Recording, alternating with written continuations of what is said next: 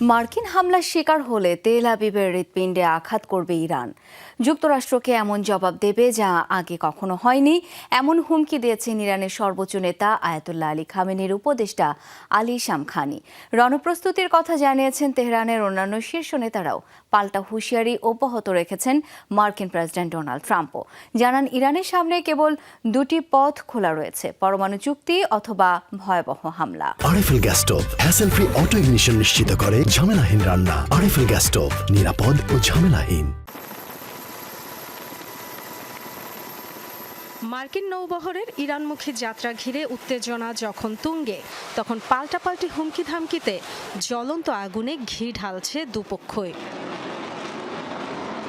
সামাজিক মাধ্যমে দেয়া পোস্টে মার্কিন প্রেসিডেন্ট ডোনাল্ড ট্রাম্পের সতর্কবার্তা, সময় ফুরিয়ে আসছে, ন্যায্য পারমাণবিক চুক্তি অথবা তাদের নৌবহরের মোকাবেলা, যে কোনো একটি বেছে নিতে হবে ইরানকে।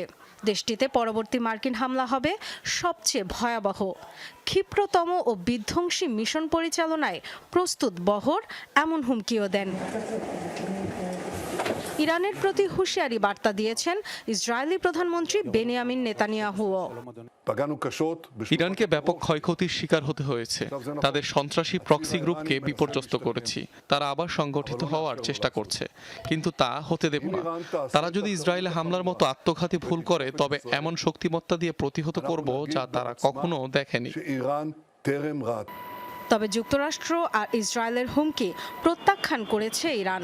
শত্রুপক্ষের হামলার তাৎক্ষণিক এবং শক্তিশালী জবাবের জন্য গুলি তাক করে রেখেছে সেনারা, এমন মন্তব্য করেছেন পররাষ্ট্রমন্ত্রী আব্বাস আরাকচি।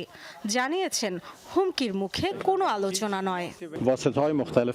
মার্কিন প্রতিনিধি স্টিভ উইটকফের সাথে সম্প্রতি কোনো যোগাযোগ হয়নি।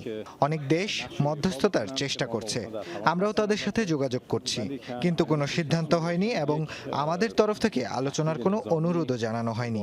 আমাদের অবস্থান স্পষ্ট, হুমকির মুখে আলোচনা হয় না। হামলা মোকাবেলায় পরিকল্পনা তৈরি আছে, শত্রুপক্ষের আচরণ ও গতিবিধির উপর নজর রাখা হচ্ছে, জানিয়েছে ইরানের বিপ্লবী গার্ডস IRGC। ইসরায়েলকেও নজিরবিহীন জবাবের হুমকি দিয়েছেন সর্বোচ্চ নেতার উপদেষ্টা Ali Shamkhani. Dorothy Tasrin, Jamuna news.